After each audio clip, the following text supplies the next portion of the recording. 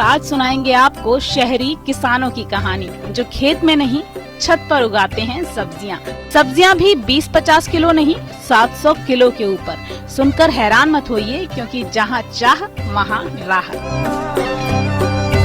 और जिनको राहें बनाने के लिए जमीन हासिल नहीं होती, वो हवाओं में उड़ान भरते हैं। तो आज जिनकी सफलता का किस्सा हम आपको सुनाने वाले हैं, उनके हौसले भी कुछ कुछ ऐसे ही हैं।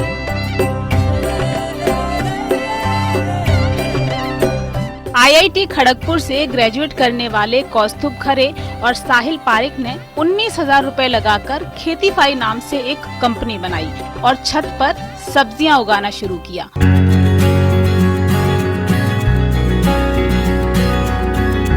और सुनकर आपको शायद ताज्जुब होगा कि आज छत पर सब्जियां उगाकर वो सालाना 700 से 800 किलो तक हरी सब्जियों का उत्पादन लेते हैं।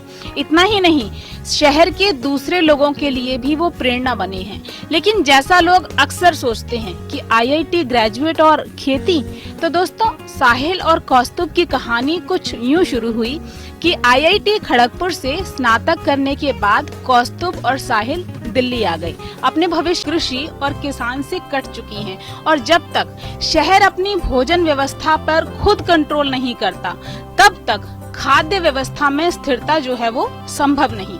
खेतीफाई आज शहरी आबादी को ये बताने का काम कर रही है कि अपने घरों की छतों का इस्तेमाल आप खेती के लिए, हरी सब्जियों के लिए कैसे कर सकते हैं।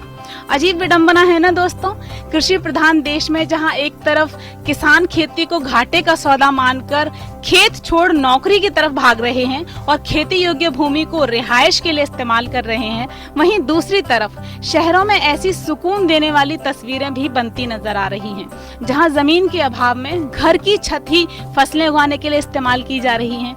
ये सब जागरूकता का असर होता है।